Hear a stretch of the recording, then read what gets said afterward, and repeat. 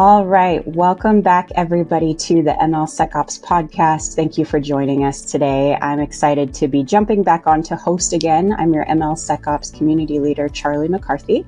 And today I have the privilege of being joined by and introducing a couple first-timers to the show, although definitely not new to this AI rodeo. So I'll start first by introducing my co-host for this episode. Her name is Alex Bush. Alex is head of marketing at Protect AI. Alex, thank you so much for joining me to co-host today. Yeah, thanks for having me, Charlie. Really excited to be here. And as Charlie said, I'm head of marketing at Protect AI, and looking forward to this conversation with our guest, David. Would you I'd love it if you could give us a quick introduction of yourself and a brief overview of your role at VISCHER. Yes, sure. I'm actually a lawyer by training. I have been working on tech law, data law, everything that has to do with bits of bytes for over 25 years at another law firm, and now here at VISCHER, where I'm heading the data and privacy and some other stuff that's going on here. What may be a bit special in my case is that I started off as a journalist and as a software developer, so I have also a technical background, although I'm happy that I'm not responsible for security at VISCHER, and I don't have to deal with those kind of issues here, but I do, of course, like these technical aspects, and the same is true also with AI, where I actually jumped into also the inner workings of machine learning models, etc., because I have a bit not only the legal interests but also in technology, and as I had to find out in the case of artificial intelligence, a lot about mathematics. Fantastic. Thank you. So let's dive right in. I think one of the first things we wanted to kind of level set on for today, David, is regarding the EU AI Act. And I know you're based in, it's Zürich, yeah? Yes. And Switzerland is not a member of the European Union, but I think you must be very familiar with this act because eyes all around the world kind of have been watching it as this landmark body of work that will presumably influence a lot of regulation moving forward in the world of AI. So could we start with maybe you walking us through the classifications? I think they're unacceptable risk, high risk, limited risk, and minimal risk, and maybe explaining for our viewers what examples might be in each of those categories, or giving us a bit of an overview there.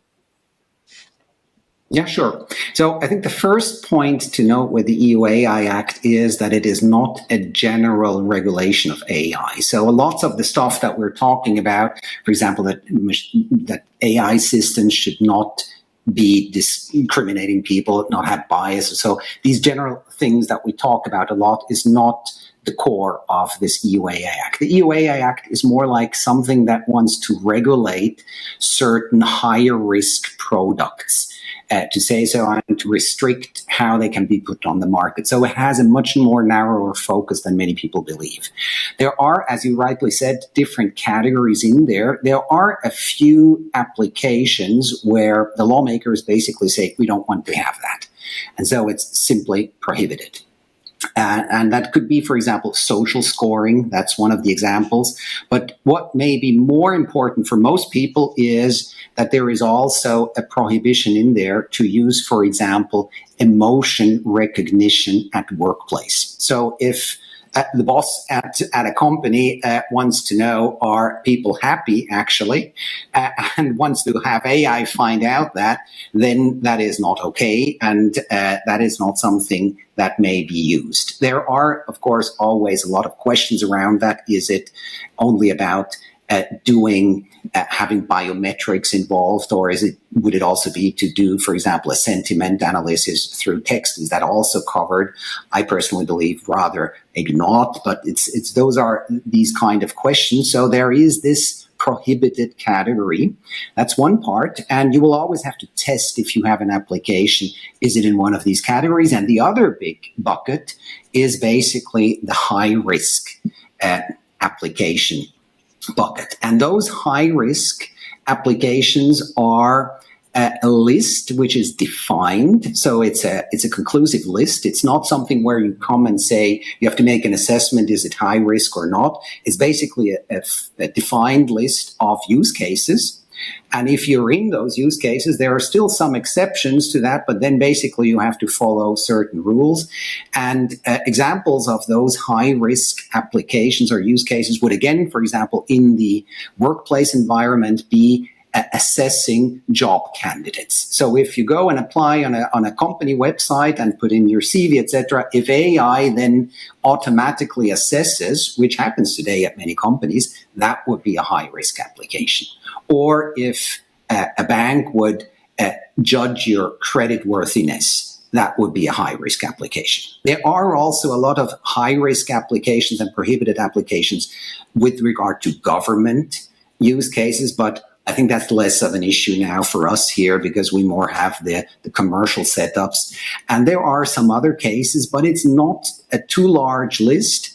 One type of application also is included in that list. Those are all those products that are already today very strictly regulated. So if you have a medical device, for example, that needs to be certified, have the CE marking in Europe, and you then use AI for it, then that also becomes automatically a high-risk application. And if you are in that category, then you have to do a whole lot of things, which many would say we already do that because it's nothing special. And the AI Act is very generic in these requirements. For example, it says you have to have a quality management system. It says you have to have risk assessments. Of course, in the area of security, it says it has to be resilient. It has to be tested. It has to be secure. You have to do these red team approaches. So all the kind of things that you would say is basically good practice is in there, and you need to document it, and you need to have certain things registered. So there is also quite a lot of red tape around it. And that mainly applies to those who provide those systems on the market. So it's to a much lesser extent to those who use it. And that's basically the core. Then the AI Act also has, for a selected type of application, some additional obligations, but those are, I say, only transparency obligations. So, for example, if you have a chatbot that interacts with people, people have to understand this is AI, which in most cases they anyhow will understand. Or if you generate synthetic text or images, then it has to have a watermarking. And some people say we don't know how to do that with regard to text because it can be easily taken out. These kind of questions. There you see, if you look at the AI Act, that they have seen a lot of concerns about this technology, and they've said, okay, if we have concerns whether a text has been machine generated, then let's just require the providers that they have to watermark it and let them find out whether that's possible and how this works. So we have then a set of transparency obligations, and that's most of it. There is a number of other stuff in there. For example, a literacy requirement. You need to train people, but that's essentially the core of the AI Act. So most products that you will have will actually not really be impacted. We also have some rules about models, but they are not all too strict, and that's somehow like a separate chapter that has also introduced only lately. So the expectation is about maybe 5 to 10% of the applications of a large corporation could be in that area, but it's not the majority. Oh, interesting. Only 5 to 10%. Yeah, it's interesting and it's complex and it's new, right? And you talked about the companies who have those high risk AI systems. So, what are some of the first couple of steps, David, that companies should take to ensure that they meet these standards, and are there any consequences that they might face if they don't do that? Consequences are always in there. When you know about the EU regulations, you know it comes with hefty fines. So up to 7% of your global annual turnover could be a fine, although the normal fine would be 3%. Or up to 3%, of course. And that's a bit lower than under the GDPR. So, and I don't expect that fines will be relevant in the beginning. Don't forget, the AI Act will come into force on August 1st, but most of the provisions will only be active or relevant within after 2 years. So there's still quite some time to prepare. The prohibited ones will be relevant as of next February. And until then, I think what most companies should do and what we see them already doing is to get an understanding where are they actually using AI. And also the question, what is AI? Because if you look at the definition in the AI Act, it is very complicated.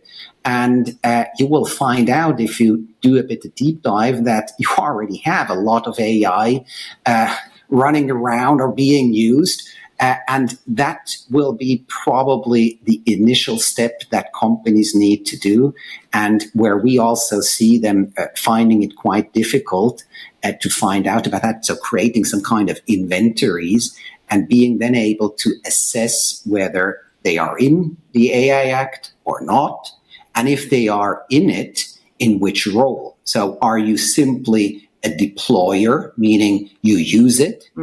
Or are you a provider, which means you have to do much more?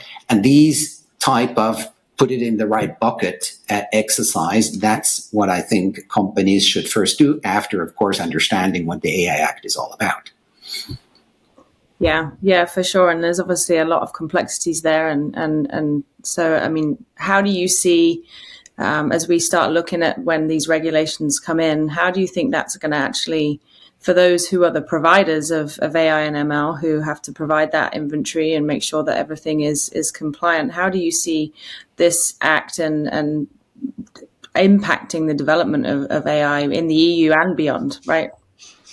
I think it will impact indeed beyond the EU, because everyone who offers and creates some AI tools will want to sell to the EU. And what I would also expect is that the big buyers of technology, so the big companies, they will come and say, you have to be AI Act compliant. We don't want to run into a problem just because you haven't done your homework. And that leads us exactly to what you say, do the homework. A lot of it is about what you would already do in a diligent manner. You will have to document more. You will have to show that you have asked yourself all these questions. And there is a lot of judgment calls involved in that, because the AI Act is very, very generic. So if it says you have to do adequate testing or things like that, what does that mean? And we will see a lot happening in that area, because the AI Act basically says there should be something like an AI office of the Commission, so an official body that will publish templates that help you do that. But I fear that will take quite some time, and the templates won't be very practical. So there will be a lot of work for advisors. And I also expect that there will be a lot of work, especially for the audit firms and those companies that basically come to you and say, you are a company, you want our stamp of approval, I am AI Act, fine, and you spend a lot of money, and we give you that for what it's worth. And that's something we already see coming, even though I believe that many companies will probably spend more than is necessary in that regard, because they're just afraid and they don't know how to deal with that we always see. I have some concerns about startups. How will they deal with that? And we already see that in other areas. Now, the people who have drafted the AI Act always say this is for innovation. I believe it's for the opposite. I don't think it will make innovation easier. It will make it more costly. And And then they come up and say, we have things like the sandbox. So you can go to an authority and ask them already early on to find out whether it's okay what you do. From all the experience I have with authorities, that will be worthless. So they won't be able to tell you what to do, or it will be terribly unpractical. And so therefore, I think it will add cost to it. And it may change the products to a certain extent. They may spend some more time in indeed testing and these kind of things. But I see a lot of costs coming. Mm-hmm. Yeah, for sure. And it might stifle innovation even more, as you say, within the EU and force people to source providers from other areas. Yeah, but if they source providers from other areas, they will also be subject, because the AI Act doesn't apply just to the people who sell in the EU. And you mentioned before Switzerland. We in Switzerland, we're not part of the EU, and the AI Act it's not Swiss law. Nevertheless, all our clients basically say that if we are subject to the AI Act, we want to comply with it. And the AI Act basically says that if you provide a product on the EU market, then you are subject to it, full stop. And if you are using it outside the EU, so Swiss company or a US company uses a product, AI, and the output of it finds its way, intentionally, of course, to the EU, then you're also subject. So if you have an AI tool at a US company that creates customer letters, and you send that out to customers in Europe, then you are subject to the AI Act. If you care or not, that's another question. But the bigger companies, they will care. Yeah, that's great. And to dive just a little bit deeper, kind of jumping back to a really great question that Alex posed about these key compliance requirements for high-risk AI systems and, the consequences. Can you foresee some other challenges that organizations might face in complying with not just the EU AI Act, but AI regulations on a larger field?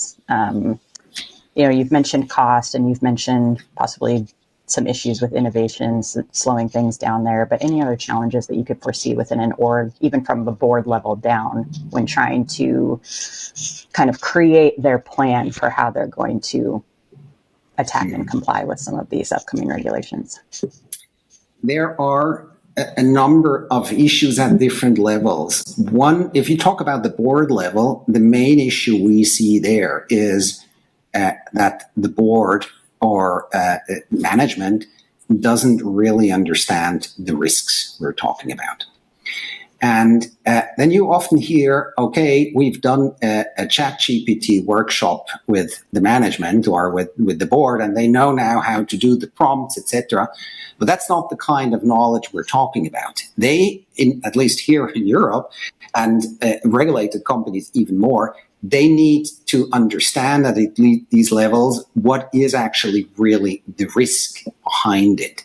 The security risks, the whole issue of how bias, other types of risks, drift risks in the models, etc., all these kind of things, they need to understand that, but there are not many people who tell them how this works. So we see actually, and it's a bit surprising, that there is not so much training at this level where board level language is used to show the people and bridge actually the gap between the techies, so to speak, and those who have to then say, okay, that's something we want to do. The other challenge, the second challenge I see is that there is a lot of fear, uncertainty, and doubt, FUD, about AI. There has been this case about the Air Canada chatbot that gave a wrong response. You may have heard about that. Now people say these chatbots are dangerous. I think the main issue that went wrong there is that it actually got to a court case and gave them so much negative PR that this has been much more destructive than the actual case. They should have paid that person who received the wrong answer. You have every day in a call center people who tell you things that are not correct. And it nevertheless saves you a lot of money if you use those chatbots. So you have to start getting a bit more reasonable about where are actually the risks, what is the use case. And a lot of people are so afraid today, even in big companies, that people could put in the wrong information in an AI system or so, that they simply prohibit them. And we need to overcome that. We need to get more used to it, and this will actually happen. So in the beginning, I have already been using or been working on internet regulations and all this kind of thing for a very long time. There has been a time where people said the internet, dangerous. You cannot connect your work systems with the internet. This is an absolutely no-go. You're smiling, but I had these discussions, and then came the cloud, where people said the cloud, never.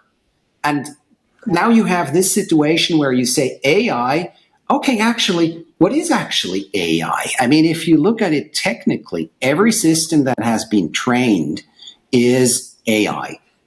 My phone contains AI. The fingerprint reader is AI. And do we have a problem with it? No, we're used to it. So this type of getting used to it, that's something that will have to happen. And then people will start to think about the actual use cases. And is it a problem if my chatbot makes a mistake? If I calculate and say, okay, I want to pay those people who got the wrong advice, then it may still save me something. And the last point where I see a lot of discussions is about these concepts that we talk in regulations, where we have, because we feel uncertain, we say we want to have explainable AI, for example. Mm-hmm. People say it has to be explainable what it is. And that makes them feel better, because then they come to the techies and say, now you tell me, why is this the output that's there? And they have to tell you, we don't know. We don't know exactly why a neural network creates a certain response. And that is where then the lawmakers and the lawyers, and so they clash with the others, because they want to have a clear-cut world where they can say, you can tell me that everything is explainable, then I can tell you it's okay. And that's not how it works. Because if I show you the picture of a cat, and I ask you then, now, why do you know that that's a cat? Then you will have to think about why that's the case. And you cannot explain why you knew that this is a cat.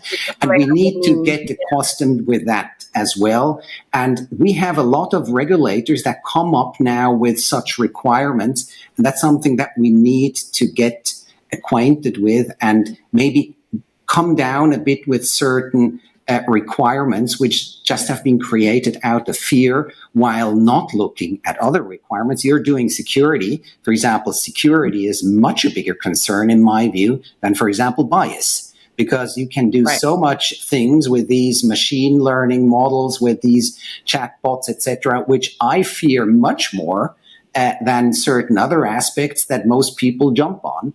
And that's something we need to get people focused on the right risk aspects, which is something that is done, but it takes some time. Absolutely. And that is a perfect transition into my next question. So as we're talking about risk and trying to understand, the AI attack surface and where those risks lie for organizations who are either deploying AI and machine learning or using AI-powered applications within their organizations, VISCHER, I think, was it late last year, released the Generative AI risk assessment tool. Yeah. And I might be getting that name wrong. Okay, good. Can you talk to us, David, about Don't worry. Generative AI risk assessment tool? Okay. Will you tell us a bit about the purpose of that tool, and is it something that businesses can leverage to prepare for and kind of mitigate some of the risks associated with their AI-powered tech? Yes, sure. They can and they do. It's no magic. It's nothing special. There are a lot of risk management frameworks. They're very complicated if you look at them. What we had as an experience is we had companies that came to us and say, David, do with us a risk assessment. And in such cases, you have to go and push back and basically say, you have to know the risks, but I can provide you a tool where you can put all these risks in a nice order, and where I will lead you systematically to these risk lists, basically. So identify all the typical risks, which we all know, and then give you a tool where you can basically say, and give your rating, how big is the risk, what is the impact. And the tool is not really the special part of it. It's going through it and basically leading business, the stakeholders, through this exercise, having them think about the risks in a structured manner. And that's the whole magic. So what we've created is not very special, but it's an Excel sheet that has grown since, where you have two different types of risk assessment forms which you can complete for your project. So let's assume you have a chatbot and you want to do that and you want to show management that you have done a risk assessment. Then you can go and complete that form. It will guide you through all these questions and it will ask you the questions that everyone else would also ask, and you can document your answers and basically use that to say, we've done the exercise. That will take you some time, not too long. But you then can say, I have considered these aspects. And most people use the light version of it, which is for medium and lower risk projects, because most projects are medium and lower risks. And it's something where you can simply go and select, and it's an open source tool, so it's free for everyone. You can even put your logo on it if you want to do, and it's something that we've put in open source because we've done a lot of open source work, because we believe this type of thing should be available to everyone. And you can actually, it even has an AI Act checker in there where you can find out whether you're subject to the AI Act, and you can download it and basically use it for your purposes. And many companies already do. Fantastic. And we'll link to that tool in the show notes. Just one quick follow-up question. How often is it recommended that folks complete that exercise? Is it on an annual basis, a quarterly basis? I'm assuming risk fluctuates, right? Or new risks come into play.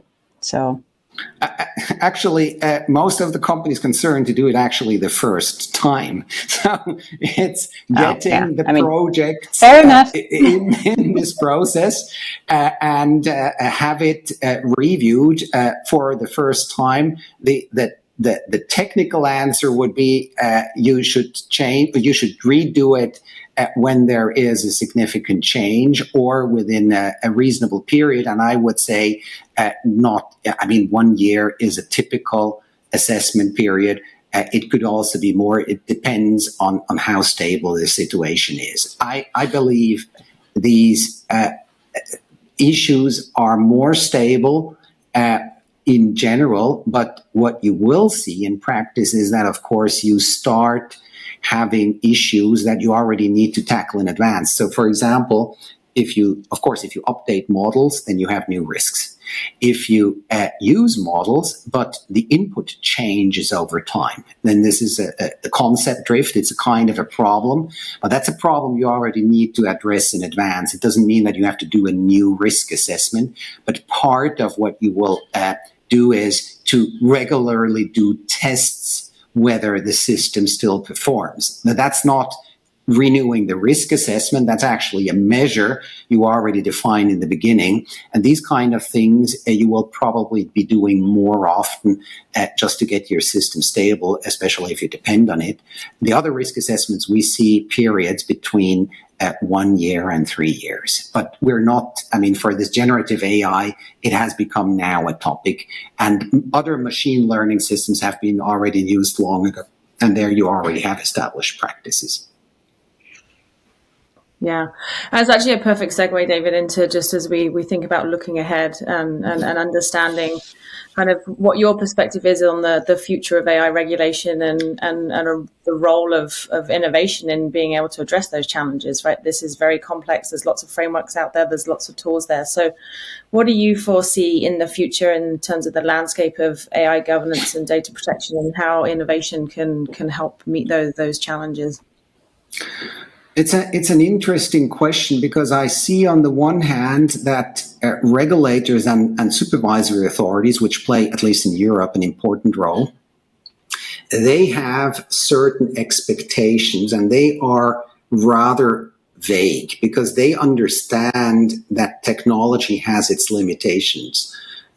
Just these days, there has been a data protection authority publishing a paper where they said that they believe, or they say their position for discussion is that a large language model doesn't contain per se personal data, which I believe is outright wrong.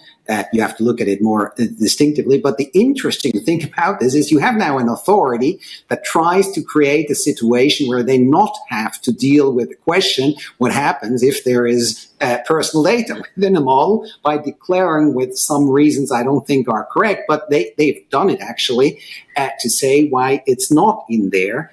And that's a bit what we will see. We have now these general requirements, and now when it comes down to practice, we will see that they will be very unsure, because they understand that they can't stop it.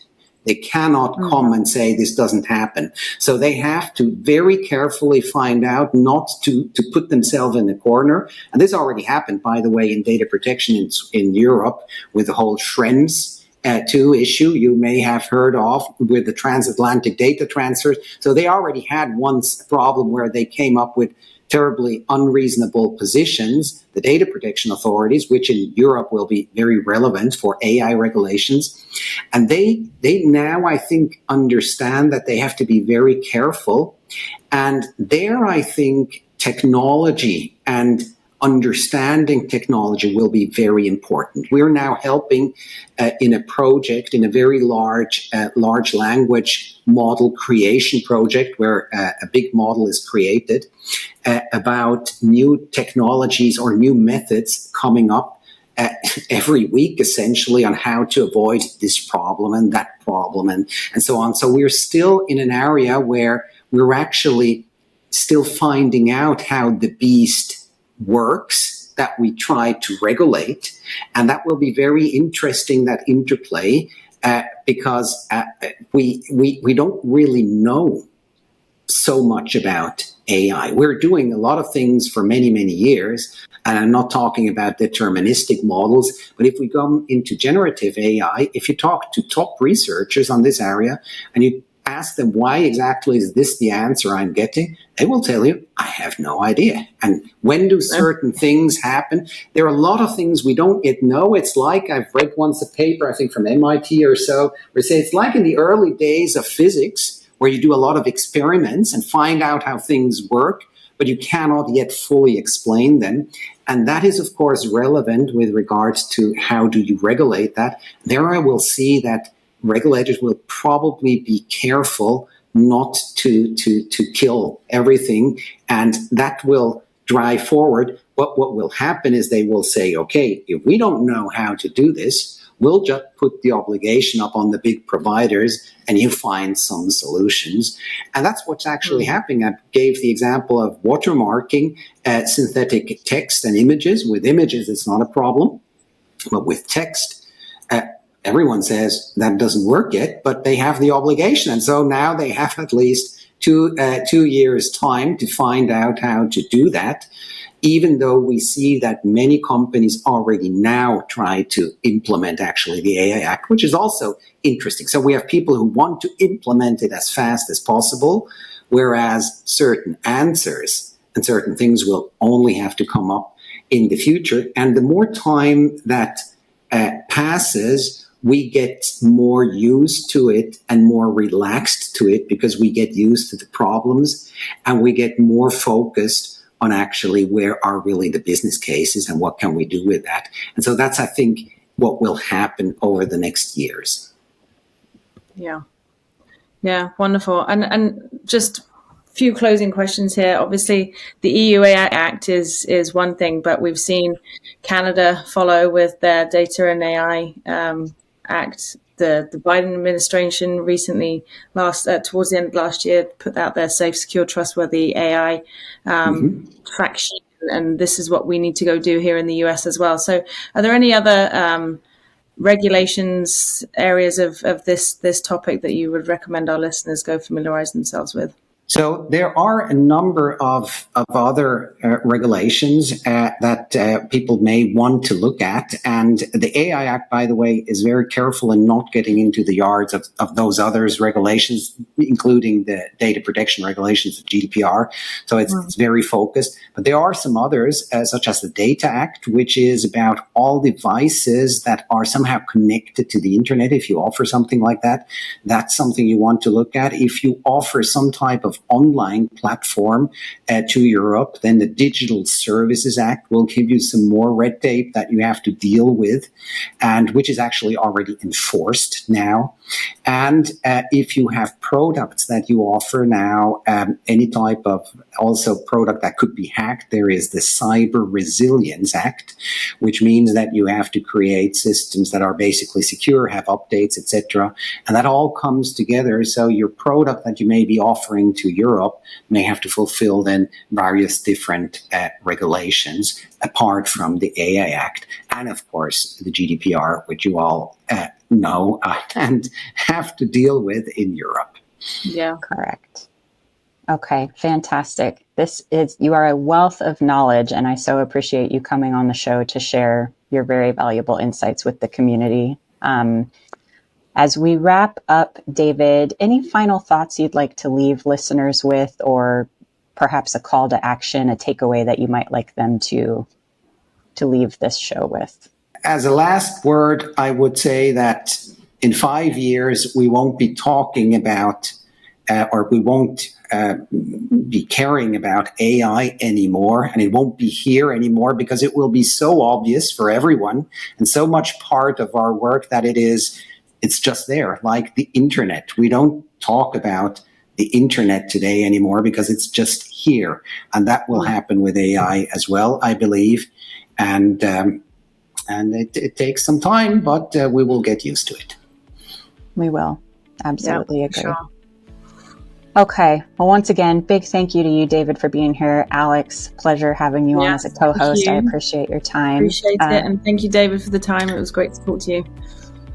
Thanks very much for this opportunity to talk to you. It was great. It was a pleasure. And to all of our listeners, thank you again for joining us. This is the MLSecOps Podcast, brought to you by Protect AI. We will put links to references that we made throughout the show in the transcript, as well as contact information for David if you are so inclined to get in touch. Thanks again, everybody.